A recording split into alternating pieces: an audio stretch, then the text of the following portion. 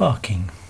Thousands of years ago, humans began the process of domesticating the dog and shaping what being a dog really means. Through careful selection and breeding, an astonishing variety of dog breeds have been created. Desirable traits have been selected for in various breeds that are of benefit to humans. There are some traits, however, that quickly become undesirable when expressed too frequently.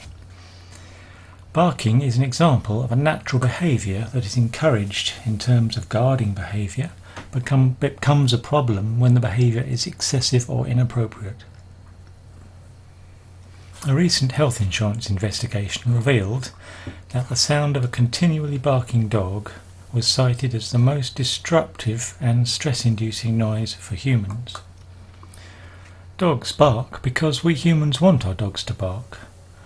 For years, our domestication process and selective breeding has allowed our dogs to develop their barking abilities. Wolves don't bark, so through genetic engineering and the selective breeding process, dogs these days have the ability to retain juvenile characteristics. Humans have chosen to retain the infantile traits of wolves like large heads, flat faces, large eyes, etc. Barking was further developed in dogs in order to scare intruders or to help the master out, i.e. on farms to assist in gathering the sheep. Most dogs simply bark to communicate, to get attention, or simply to show their excitement. Training and lifestyle are important factors in teaching a dog how to communicate with its master. Dogs are extremely social animals. Wolves themselves usually travel in packs and are seldom alone.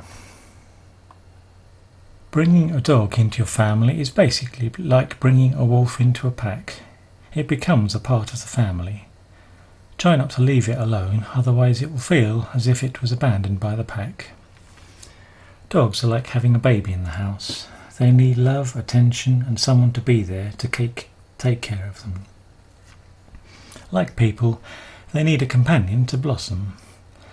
Meeting your dog's emotional need for companionship and play will allow the two of you to form a strong bond together.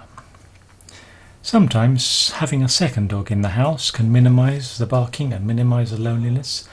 Although this may be rewarding at some times, it can also be a pain. Your best bet would be to train your dog not to bark. Everything boils down to how the owners train their dog. If you reward a dog for barking, then the dog will understand that it's a good thing to bark. If you don't reward the dog for barking, the dog will understand that it's a bad thing to bark. If you're training your dog to become a watchdog, sometimes their barking can be very selective and discriminating with certain people. Sometimes they may just bark at anything they see. It's important to train these dogs by developing their intelligence level and how they interpret various events. Barking, in addition to whining, howling and growling, is a dog's natural means of communication. A dog's bark can signify territorial protection, exertion of dominance, or expression of some need. Typically, barking is a means of communication triggered by a state of excitement. Being a natural trait, barking is not considered a behaviour problem unless it is produced in excess.